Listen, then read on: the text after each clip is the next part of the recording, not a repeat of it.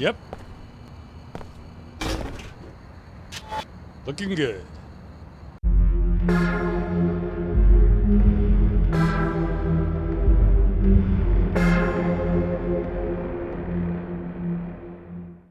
Welcome back to the Game Dungeon. Today we're looking at Deus Ex Invisible War. Now this is a follow-up from the last episode where we looked at Deus Ex, so I'm picking up from there. Here, let's have a quick recap. I haven't seen any other game come close to this. Okay, now on to Invisible War. We start off with a full cinematic this time, and it's pretty cool. Though we've already crossed some lines before this is even done. Remember how I said Deus Ex has sci-fi elements but grounds you in reality? Yeah, that's gone. What we have now is about a quarter reality and 3/4 fifth element. We have flashy street design, a sci-fi show dress code, flying surveillance bots with a sci-fi'd up display, and a nanite bomb. Sci-fi, sci-fi, sci-fi. Also, because I played the first game, I cannot shake the fact that it's so obvious to me that this is the same voice actor as Walton Simons from the first Deus Ex. I told them to run. That's game creator Tom Hall, and best I can tell, this was his final vocal performance. I think he did a good job, but I'm already thinking that's not who you're telling me it is. It's Walton Simons, damn it. Oh, and I mentioned there was a nanite bomb, right? Now see, this is where I get confused. This is a pretty awesome sequence they have here, because I think they're showing us a gray goo event. That's where nanites replicate themselves endlessly, essentially, turning all available matter into copies of themselves. Now, while this doesn't exist, this is a real sci-fi concept. In fact, this might be more realistic than the flying hoverbots earlier. Except as I understand it, if a gray goo event occurs, that's it. This is already the end of the game. In the cinematic here, Chicago is being destroyed. But if this was the real thing, it would just keep going. Now the good news is this will be contained to Earth. So this wouldn't spread throughout the universe. But yeah, I don't understand why everybody isn't going to be dead within hours. And with that, we begin. Like the original, we start off not really knowing what's going on. We're in some sort of luxury dorms and yeah, okay. Let's not waste any time here, huh? Unlike the original Deus Ex, which had an optional training course, Invisible War shoves tutorial notices in your face right away. Now, originally I was dumb and just assumed these were mandatory, which did not help my enjoyment of the game since you are assaulted by these things the first few levels. What is a ladder? Wah! Wah! Wah! So the next most obvious thing is the HUD. A lot of people hated this. I see it as kind of an experiment. It looks slick and neat, but computers like their squares. Circles lost the HUD wars of 2003. Actually, there was no war, just this game. It certainly doesn't do me any favors now playing this in widescreen. I was hoping to talk more about the story first, but no, we need to jump straight to the gameplay. Deus Ex was originally a PC exclusive game that was later modified and ported to the PlayStation 2. It was a cult classic and is one of the best games made for the platform even today. So naturally, the sequel was designed for the Xbox first and foremost. This changed things. Not just because of the platform, but also because of the designer's expectations of console users. The original Deus Ex was just about the right amount of complexity for me in an RPG. I think I maybe could have handled even one more layer. It wasn't a finely tuned system, it was clunky like everything else, but that kind of added to the charm for me in the sense that you might be going into unexplored territory. Well, a few of these changes are good. Let's start with those. Guns shoot straight. You might think it's weird I like this change since I like the aiming system from the original, but hey, I'm fine with a gun that shoots straight too. What I hate are bullet sponges. As long as my character is dangerous when he's holding a gun, I'm happy with the mechanics. I don't feel like guns should respect how leveled up your character is. I feel like they should blow holes in things. Food takes up the same inventory slot. It was a little annoying having a slot for sodas and candy bars and wine and so on in the original, especially when you could stack them. Here, it's all the same slot. Perfect. Some augmentations work passively and don't require energy, like strength or flashlights. Now this game loves its teal and will bathe the screen in it whenever it gets a chance, but whatever. Now we have a flashlight that works. So yeah, there's some good changes in here. Yeah. The bad change list is a little longer. First, the cool grid inventory system is gone. Now you have 12 slots, the end. I like the grid system. It reminded me of waffles. No area-based damage. I used to be able to break my legs and keep on crawling. Now it's a simple health bar. They're taking the fun out of being a cyborg. No skills. My character has no skill, literally. He spent all his skill points on his hair. So that's another layer of complexity removed, which means less specialization and less perks as you progress through the game. That's kind of lame for what's also an RPG. And speaking of perks, within half an hour of playing, you get 4 upgrade canisters in the game right away. To put this in perspective, this wouldn't happen in the original game until you're maybe a quarter of the way through, some 6 hours or so. It meant you got excited when you found one because it was a big deal. Nah, screw that. You haven't eaten dinner yet, but here's all your candy right now. Chunky text. I think this one actually affected the quality of the writing to the game. Now, longer doesn't always mean better, but Deus Ex made pretty good use of its length. I mean, this is the game that was quoting Thomas Paine and debating the role of mankind in civilization and the function of God. But now, this is the maximum amount of text you can have on the screen before having to scroll. How does this not encourage shorter writing? I haven't analyzed it, but I think this shortened a lot of conversations too. I would estimate maybe 15-20%. This is Deus Ex Twitter edition.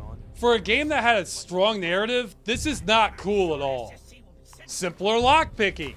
In the original, you used lockpicks for conventional locks and wireless hacking tools for decrypting electronic locks, and a skill system related to each. This made you think more about how you wanted to infiltrate an area.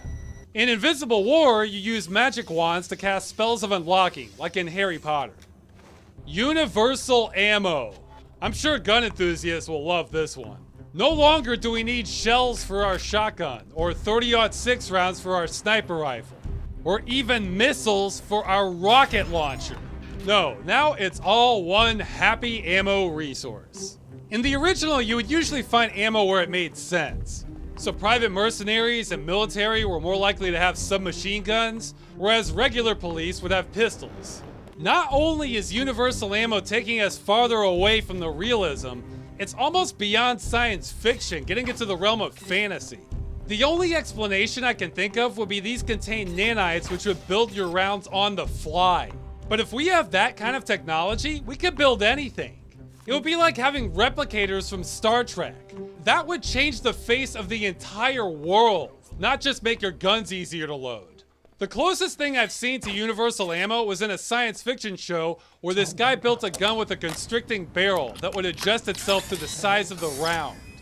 So yeah, if you're cool with firing one bullet at a time between reloads and having questionable accuracy, I could at least see that happening conceptually.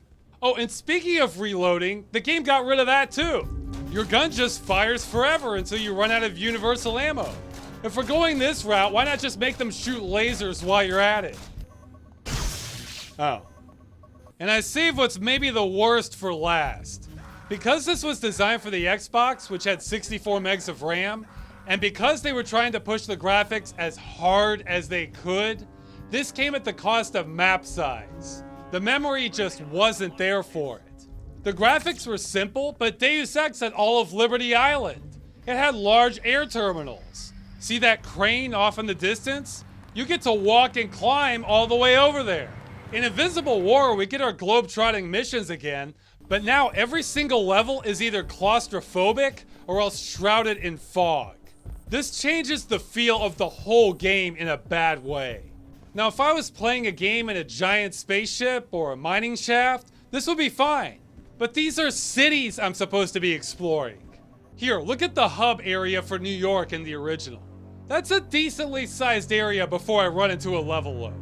Now let's compare that to Seattle here. Level load, alley. Level load, coffee shop. Level load, yeah, that's it. We've seen downtown Seattle now. It's a wondrous alley of a city. This kneecapped the game. Honestly, this is a trend that has persisted a really long time in the game industry, and I hate it. See, big game developers need the shiniest graphics possible so they have screenshots they can show off. But they're overreaching, because then on a console, they have finite resources they can devote to everything else farther away. One of my favorite examples of this is Far Cry 3. At E3, they showed off a lush jungle, had great atmosphere. Then the actual game comes out and they've removed half the foliage. This totally changes the atmosphere of the game. I'd rather they just drop the polygon count in half and give me my damn jungle. Now, I know I'm the minority, but I'd rather have Deus Ex 1 graphics if it means I could have more fleshed out worlds. But they can't do that because they need their shiny screenshots. I get sick of this front loading. It's happening less now since we have more power, but it's been slow to die. Big games almost never want to compromise on visual quality so that they can have more consistent worlds. Invisible War is one of the most extreme examples of this sort of thing. This game was simplified and dumbed down in the name of consoles. Individually, most of these changes are tolerable, but altogether, they come across as an absolute shock compared to the first Deus Ex. The irony is that the core gameplay is still there. It's like you're expecting an intricate Lego set and instead get a box of Duplos. You can't even argue they're not functional. They do indeed stack on top of each other. That's really where Invisible War is taking us. This even shows up on the box covers. The original Deus Ex had a cool cover. To me, looking up at the light says the character is going to encounter some new knowledge or maybe aliens. There's a cityscape and helicopters in the background, so it makes me expect some sort of story or adventure. Now how about Invisible War? Oh yeah, in the future I'ma bust a cap in your ass, yo. Then I'ma go gel my hair. And on that note, let's take a look at the story. This game takes place 20 years after Deus Ex. The original had 3 endings that were all weakly portrayed. You could either blow up the internet, merge with a sentient AI, or else let the Illuminati take over. Well, Invisible War was afraid to commit, so they decided, let's do all 3. JC merged with the AI, which caused the internet to blow up, which sent us all into a period of darkness, then the Illuminati took over. I'm not impressed by this. I feel like if you make a sequel to a game with multiple endings, you should just pick the one you want. The Orcs won in Warcraft 1. Liu Kang won the tournament in Mortal Kombat. But whatever, here we are. Even this doesn't hold up to scrutiny. This was actually an issue I had with the original story. In Deus Ex, the internet is completely centralized and flows through Area 51. So by blowing that up, we're plunged into a mini Dark Ages. Well, the internet isn't a centralized thing. Blowing up Area 51 isn't going to destroy Google. You can quote me on that. But even if it did, in Deus Ex, centralization was a recent change. So it wouldn't be hard to just go back to the old system. The internet is so important now, we would adapt quickly. If we blew up every core router for the internet today, we would have major areas back up in a couple of days, most of the world back up in a few months. The Tracer Tong ending simply wouldn't happen. Although, you know what would send us into an electronic apocalypse? The sun. A solar storm with an intense EMP field could hit the Earth and almost did back in 2012 and was severely underreported by the media. If that happened, it would have knocked out our satellites, most of the power grid, electronics, and easily taken years to recover from. The world would be turned upside down. Now, of course, humanity would keep going without electricity or electronics, but we depend on them so much now, there's no telling how many people would die in the process. But realism is not this game's strong suit. Everything is more simplified. The subtlety of the characters is gone. They're mostly one-dimensional now. Your interactions feel much more game-like now, too. Like how this guy is talking with a customer about how he doesn't like the coffee shop competition, then just flat out turns to me and says I should go firebomb the store because he'll pay me. He knows nothing about me except that I've gone to a quasi-military academy. Lucky for him, I'm not a plainclothes police officer. I also like how he has these glazed eyes so that he looks like kind of a psychopath as he's saying this to me. It's all a little odd. This is Upper Seattle, which is built in the sky above regular Seattle and is connected by a gigantic inclinator. This place looks pretty fancy, and we have patrolling hoverbots with machine guns and some security standing by. Yet we seem to be overrun by crime, as a local gang has killed a ticket attendant and taken over the station, and another gang is just hanging out in an alley here. These guys try to mug you, and since you're playing a cybernetic badass, I have to wonder if anyone has ever actually picked the "don't hurt me, here's 100 credits" option. It just doesn't seem possible. You picked the wrong person to mug, punk. So it's weird seeing an upper scale district with heavy security right next to gang members, but it is short-lived. Even the toughest gangs still don't like getting shot up by military hover robots. I guess this is a natural selection thing. But back to the simplification, everything tends to flow along simple factions. In the future, all commerce is handled by the World Trade Organization. Okay? All major religions have faded away, and instead have merged into one religion, the Order. Oh yeah, I'm sure that'll happen, especially in the next 50 years. Unifying the world's religions is a difficult enterprise. You know, all these one world order groups are even less believable if a world blackout had occurred, because that would mean less globalization and more local groups emerging. Anyway, even among the Order, there are Templar extremists who think biomodifications are an abomination against God, and everyone using them must be destroyed. And on the flip side, we have the Omar, who are utterly devoted to biomodification and trying to accelerate their own evolution. They also share a collective consciousness. Sure, why not? That's about as realistic as everything else. These guys also sell unsanctioned black market biomods, which I thought was an awesome game concept. I think they should have made these more powerful, but have bad side effects. Or maybe change your appearance to make you more scary looking and hurt character interactions. But all it actually means is you have a red icon instead of blue. I kind of have to judge this game by different standards than the original, because we're so detached from reality by now, it's not giving me a Deus Ex feel anymore. Yeah, that's right. Step into the teleporter. This actually reminds me of an episode of Star Trek. Not the ones where they find some anomaly in space, but the ones where they land on some planet where the people there are mostly like us, except they have an exotic society and value systems that they have to figure out. So by Star Trek episode standards, I'd say the story and writing actually isn't that bad. Even pretty good by game writing standards. Even though it's shortened, a lot of the dialogue still has a good feel to it. You know my name. I better know a lot more than that if my code is going to be regulating protein synthesis in the cells of your body. It's still mostly pulp situations you see in a lot of RPGs, but it's above average. Why so hostile? I'm not evil. I think that may be the best performance I've ever heard of someone saying they're not evil. Let's look at the music. Deus Ex had some damn fine music. Sure, it sounded a little clunky in spots, but it has just beautiful themes in it. In Invisible War, almost everything is just sort of pleasant, faded ambient music. It's almost like someone is practicing a better song a couple rooms away and you're recording that. I think this music is generally nice and is the sort of thing I would want to hear if I was playing a game where I'm flying a ship in deep space, but I also think it's clearly a downgrade to what came before it. It's very peaceful though. It's so relaxing breaking into this executive's apartment while he's away and pillaging everything he owns. This is actually a trend I've noticed where more modern games seem afraid to have an unconventional or more expressive soundtrack. This is a generalization, of course, but it's like almost every game with a big budget wants a generic symphony orchestra or ambivalent electronic music like this, rather than go for something more memorable. Nowadays, you usually have to go to smaller games before you find more creative music.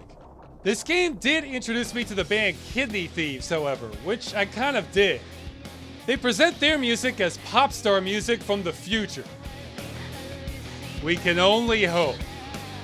Now, I've been saying a lot of negative things about this game, but there is one aspect about Invisible War that I think far and away surpasses the original, and is the #1 thing I missed from playing Deus Ex 1. Ragdoll physics. The first game to use ragdoll physics was apparently Trespasser from '98, but I don't think we saw a second game using it until years later. Well, Invisible War was one of the earlier ones, and by God did they make good use of it.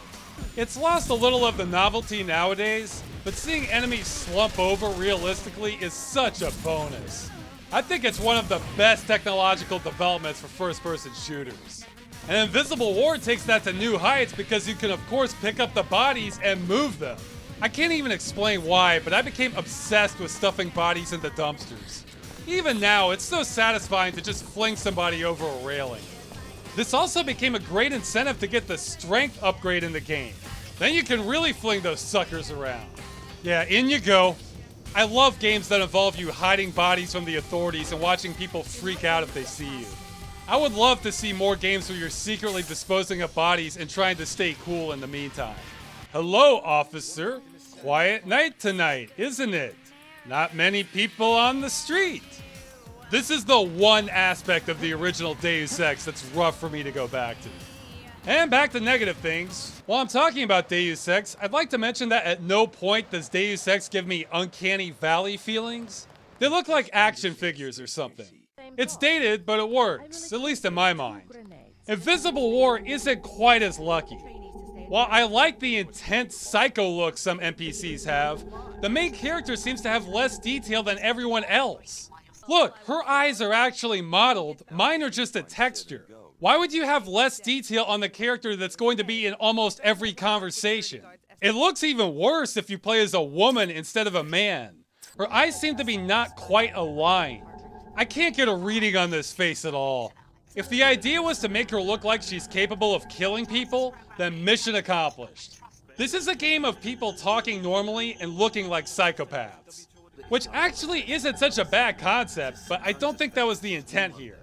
Now this game doesn't have any total conversions like Deus Ex, but I should at least give a mention to Project Snowblind, which was originally meant to be an action-oriented companion game to Invisible War here.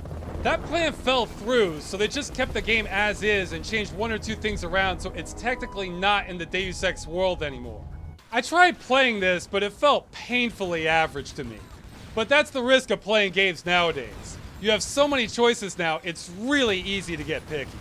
In any event, I think an action-oriented game with Deus Ex Tactics is a good idea, but this game didn't convince me it was the chosen one. Okay, let's wrap up the story. You have a similar plot complexity as the last game, although it's easier to follow. It's mostly just the main factions wanting you to do chores for them and bickering between each other the whole time. You eventually find JC Denton trapped in his ice sanctuary, because I guess there's a Superman metaphor here. I don't know. I find it a nice touch that when you finally talk to him, he's clearly echoing back to the original game, talking about government, philosophy, the nature of man, is quoting Alexis de Tocqueville, and his sentences are clearly longer than your average character. It's like even in this game, JC is still beyond all of this. I have no enemies, merely topographies of ignorance. I feel like he should cock a shotgun after saying that. I also like that the history is JC had mental instability problems after merging with the Helios AI. Oh yeah, I wonder where that came from. A corpse, yes. You feel something. I must know what you're feeling. Closer. Yes. The game didn't drop any hints that Helios is insane or anything. You can administrate the world. Yes. Yes. Helios was the merging of a psychotic AI with a neutral logical one. Psycho plus logical does not equal sane. So yeah, I'm glad the game acknowledged there were one or two problems there. We also come across Paul, JC's brother, and wait, what? He died! Yeah, when I first played this, I didn't realize it was an option to save your brother in the original game. The game said he died. I thought that was just part of the plot. I mean, you have to betray UNATCO. You have to confront Anna Navarre. I thought it was like that. Well, if you fight your way out the hotel door with him, he lives. If you tell him to come with you through the window, he dies. Look, he's telling me to go. He'll be fine. He's got this. Don't tell me you've got this if you're just gonna get your head blown off. Friggin' NPCs. Don't worry about me. I can take care of myself. Shut up, Paul. Anyway, this time we have 4 endings. and it would be an interesting fanfic mess to try and merge these. They're actually pretty good with actual cinematics, except they're too damn short. I find it funny if you help the genocidal anti-bionic people, they just kill your ass at the end because you're cybernetically enhanced. Gee, who could have seen that one coming? The Illuminati ending is same as the first one, pretty much. JC Denton's ending is actually the closest vision I've seen in a game to a utopian state, with maybe the Journeyman Project being second. In his ending, you unleash a nanite storm to interface and unite with all of mankind so that all of your thoughts and feelings are deeply understood by the Helios AI, and it helps to organize society based on the goals of humanity.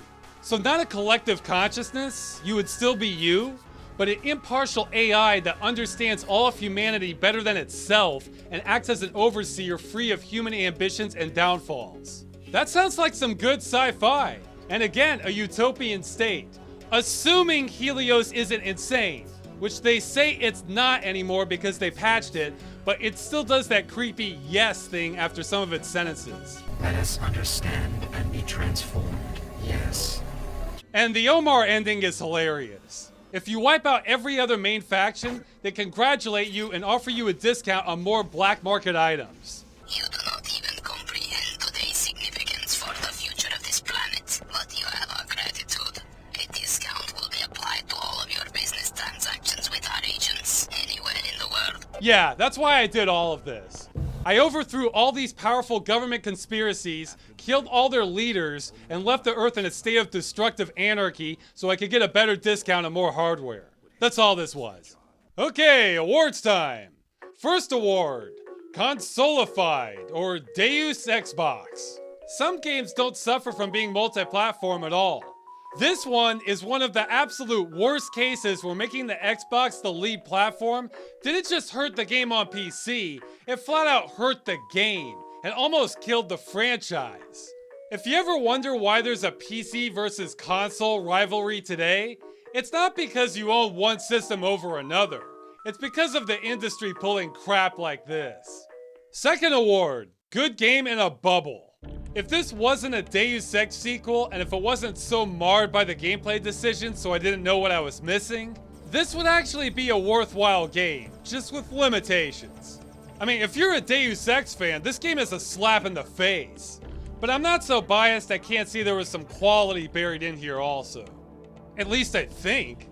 The game utterly destroyed my expectations right from the beginning, so discovering the entire thing actually wasn't complete garbage may have made me look a little more favorably on it.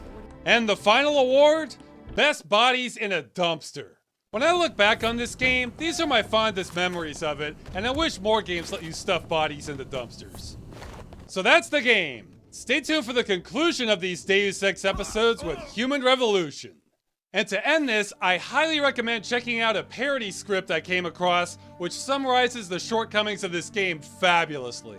I especially like how they point out that a bomb destroying all of Chicago completely undermines the title.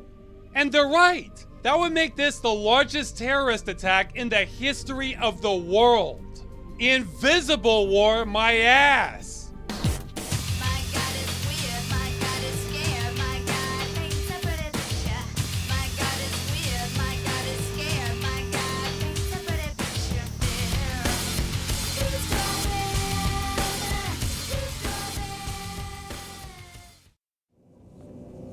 This is a security alert. We have information on a possible external threat to this campus. As always, discuss your work with no one outside the company. Communicate electronically only on the Mako network. And starting now, no visitors. Our automated systems won't care whether it's a suicide bomber or your grandma. Be safe.